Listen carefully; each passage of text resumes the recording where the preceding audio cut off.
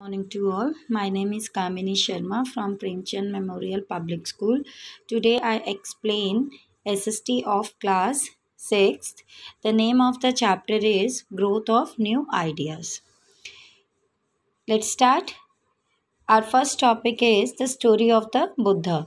About 2500 years ago, Siddhartha, the founder of the Buddhism, was born. अगर हम लोग बात करें बेटा 25,000 साल पहले, तो जो सिद्धार्थ थे ये मेनली बुद्धिज़्म धर्म के फाउंडर थे. ठीक है, इन्होंने ही बुद्धिज़्म धर्म को फाउंड किया था. He was also known as the Gautama Buddha. इनको हम लोग गौतमा बुद्धा भी कहते थे. The Buddha belong to the small gana known as the Shakya gana. ये मेनली एक छोटे से गाना को बिलोंग करते थे जिसको हम लोग साक्या गाना का नाम भी देते थे. और एंड वॉज अ क्षत्रिय, और ये क्षत्रिय ग्रुप को बिलोंग करते थे. When he was a young man he left the comfort of his home in the search of the knowledge. और जब ये बहुत ही यंग थे तो उन्होंने बहुत ही जल्दी अपने घर को छोड़ दिया था. घर पे जो उनको एक कंफर्ट जोन मिलता था, आराम से जो अपनी ज़िंदगी वे व्यतीत कर रहे थे घरों में उन्होंने अपने घर को छोड़ दिया ज्ञान की तलाश के लिए. ठीक है, नॉलेज की सर्च के लिए उन्होंने अपने घर को छोड़ दिया था. The mediator for the days on the end under a peepal tree at both Gaya in the Bihar, where he attained the enlightenment. After that he was known as the Buddha or the wise one.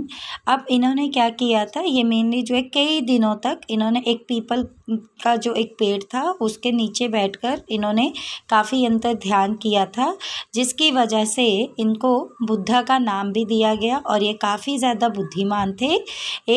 He then went to the Sarnath near the Varanasi. उसके बाद ये कहाँ पर गए, बुद्धा जो थे ये जो है सारनाथ में गए थे, जहाँ जो वाराणसी के पास थी. Where he taught for the first time he spend the rest of his life travelling on the foot.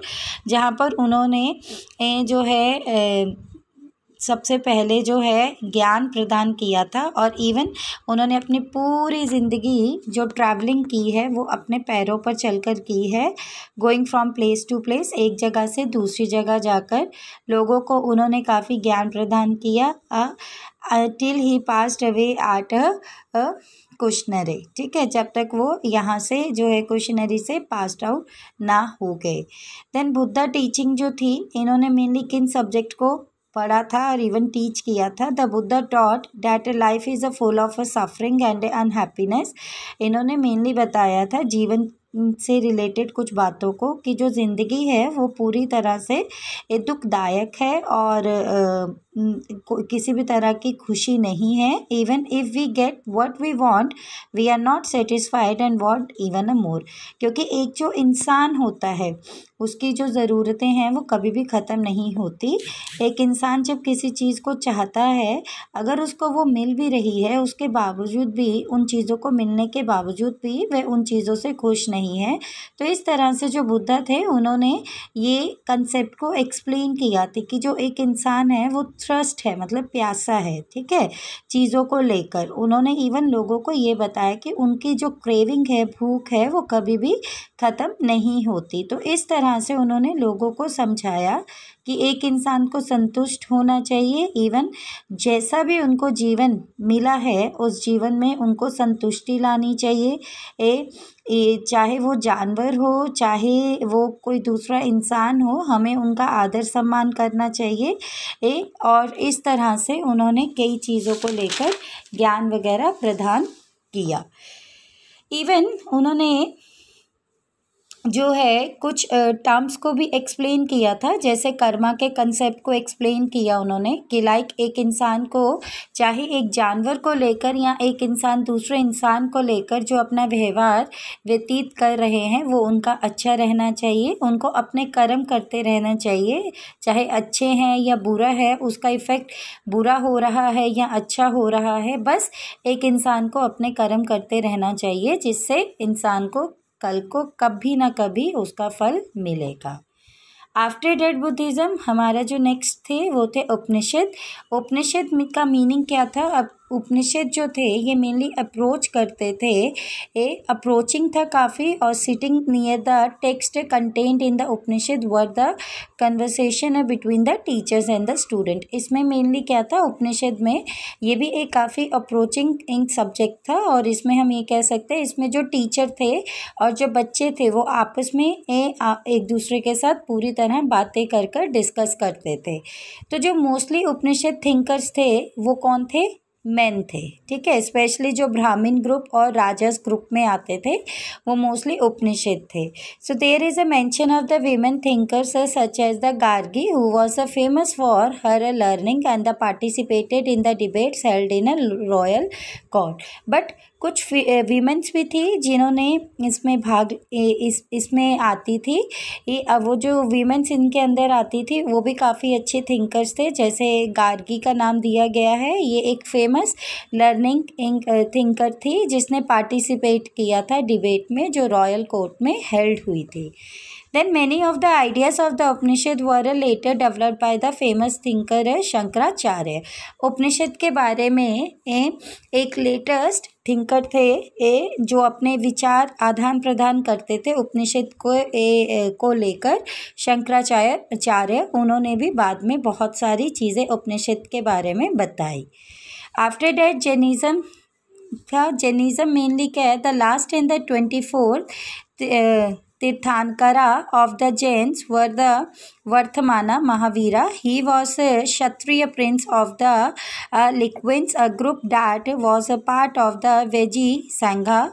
ये मेनली जो है लगभग 24 सेंचुरी की लास्ट में हम कह सकते हैं तीर्थांका ऑफ द जैन्स जो थे, वर्धनामा महावीरा ये जो थे इन्होंने इंट्रोड्यूस किया था, और ये मेनली क्षत्रिय ग्रुप के राजा थे, ठीक है, जिनका नाम जो है लिचाविस था। और इस ग्रुप में मेनली ये वाजी सांघा जो थे ये सारे जो थे इनमें इन्वॉल्व थे। और at the age of the 30 he left home and went to live in the forest. और जब वो 30 साल की उम्र के थे तो उन्होंने भी अपना घर छोड़ दिया और वो जंगलों में रहना शुरू हो गए थे। For 12 years he lived a hard and the lonely life at the end of which he attained। लगभग 12 साल तक वह अकेले रहे और उन्होंने काफ़ी डिफ़िकल्ट लाइफ भी सरवाइव की, ठीक है। अकेले रहकर वहाँ पर काफ़ी मुसीबतों का भी उन्होंने सामना किया। He taught a simple doctrine, men and women who wish to know the truth must leave their homes। इन्होंने सिंपल, उनकी ज़िंदगी का एक ही सिंपल मोटिव था कि उन्होंने आदमी और औरत को दोनों को यही समझाने की कोशिश की कि अगर आप सत्य की तलाश में इधर उधर घूमते हैं तो इधर उधर घूमने की बजाय सत्य जो है इंसान के, हम लोगों के घरों में ही है। They must follow very strictly the rules of the Ashima which means not hurting और killing a living beings। और इन्होंने मेनली एक आशिमा के रूल पर भी काफ़ी ज़्यादा फोर्स किया था, जिसका मतलब होता था किसी भी इंसान को मारना नहीं है और किसी भी स्पीसीज़ को, मतलब कोई भी लिविंग बींग्स, चाहे एनिमल्स हैं, ठीक है, चाहे ह्यूमन बींग है, उनको किसी भी तरह से टॉर्चर नहीं करना है। So followers of the Mahavira who were known as a Jains had to lead a very simple life। अब महावीरा को जो थे जिसको जो फॉलो कर रहे थे, जो जेंट्स थे, उन्होंने अपनी ज़िंदगी काफ़ी सिंपल से स्पेंड की। They had to be absolutely honest and were specially asked not to steal. वो बहुत ही ज़्यादा ईमानदार थे और वो कभी भी चोरी चारी जो थे चोरी वगैरह करने में, लाइक एक दूसरे से चीज़ों को स्टील आउट करने में इंटरेस्टेड नहीं थे। Also they had to observe celibacy and men had give up everything including their clothes। उन्होंने हमेशा यही किया कि वो इतने ऑनेस्ट थे और ईमानदार थे कि उन्होंने हमेशा लोगों की मदद ही करने की सोची, और इवन कई बार तो वो होते थे कपड़े तक भी जो थे दान वगैरह में दे देते थे। So it was a very difficult for most man and the women to follow this strict rule. पर ये रूल्स बहुत ही ज़्यादा स्ट्रिक्ट थे। मैन और वीमेन दोनों के लिए, इसलिए उनको फॉलो करना बहुत मुश्किल था। Jainism was supported mainly by the traders, और जो जैनिज़्म जो धर्म था वो मेनली किसने सपोर्ट किया था, कौन फॉलो करते थे? ट्रेडर्स। ट्रेडर्स का मतलब होता है व्यापार, अरे वो उसको फॉलो करते थे। The teaching of the Mahavira and his followers were the transmitted orally for the several century. और हर सेंचुरी वाइज जो है हर शताब्दी वाइज ये जो कल्चर था महावीरा का, जो उनके फॉलोअर्स थे, ये दिन ब दिन क्या हो गए? बढ़ना स्टार्ट हो गए। आफ्टर डैट द संघा, जो संघा थे ये भी एक एसोसिएशन थी लोगों की, जिसमें मेनली जो है वो भी अपना घर छोड़कर चले जाते थे। अब इसमें भी जो बुद्धिस्ट संघा थे उन्होंने रूल्स बनाए थे और इवन एक बुक भी बनाई थी, उस बुक का नाम दे दिया था विनाया पिटाका। इसमें ये मेन और वीमेन जो दोनों ज्वाइन करते थे इस सांगा ग्रुप को, वो भी एक बहुत ही साधारण जीवन व्यतीत करते थे, और even they meditated for the most of the time, और वो बहुत समय के लिए अंतर ध्यान करते थे। अलग अलग सिटीज़ में जाते थे, विलेजेस में जाते थे, और खाने की तलाश में एक दूसरे के घरों में जाकर खाना मांगते थे। इवन उनके जो थे इस चीज़ के लिए, जैसे वो जो खाना मांगने जाना उन्होंने सिटीज़ में या विलेजेस में, वो उनके फिक्स्ड हार्स होते थे, इसलिए हम इनको भिखुस भी कहते थे। अगर हम लोग बात करें तो ये जो है प्राकृत वर्ड एक जो है रिनाउंटर, जिसको हम लोग बैगर का नाम या फिर भिखुस कह देते थे। फिर उसके बाद उन्होंने भी ज्वाइन किया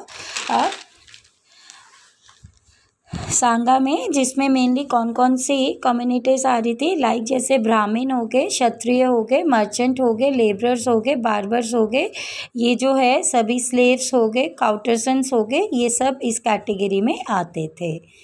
आफ्टर डैट मोनेस्ट्रीज थे, ये बहुत जैना और बुद्धिस्टन मॉक्स जो थे, जो एक जगह से दूसरी जगह पर जो है ईयरली मूव आउट करते थे और लोगों को टीच करते थे, पर्टिकुलरली किसी कल्चर और कुछ पर्टिकुलर, जैसे वही कि कर्म करते रहो, ऐसे कुछ जो थे टीचिंग पॉइंट्स वो लोगों को टीच करते थे, ज्ञान देते थे।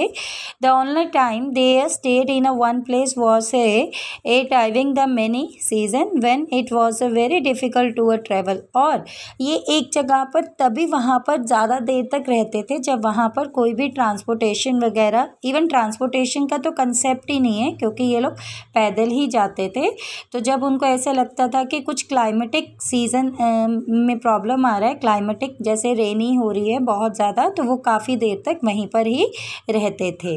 So then their supporters build temporary shelters, तो फिर वहाँ पर जो उनके आसपास जो लोग रहते थे वो उनको सपोर्ट करने के लिए उनके लिए एक टेम्परेरी शेल्टर्स बना देते थे गार्डन के बीच में, जैसे एक नेचुरल केव की गुफा की तरह वो बना देते थे हिली एरियाज़ में, ताकि वो वहाँ पर रह सके टेम्परेरी बेसिस पर। फिर उसके बाद उनको परमानेंट शेल्टर्स जो थे मॉन्टेरेस को बिल्ड कर दिया गया था, जिनको हम लोग विहारस भी कहते थे। और ये जो विहारस थे इन्होंने मेनली वो जो उनके लिए शेल्टर बनाए थे वो वुड से बने होते थे, ब्रिक से बने होते थे, और कुछ जो थे वो तो केव्स में ही रहते थे, स्पेशली वेस्टर्न इंडिया में। और जैसे जैसे जो है समय व्यतीत होता गया तो ये जो बुद्धिज़्म था ये मेनली बहुत सारे सब कॉन्टिनेंट एंड एरियाज़ में जो है स्प्रेड होना स्टार्ट हो गया। So this is your chapter, please read the chapter from your book. If you have any doubt, send it on a WhatsApp group. Thank you and have a nice day.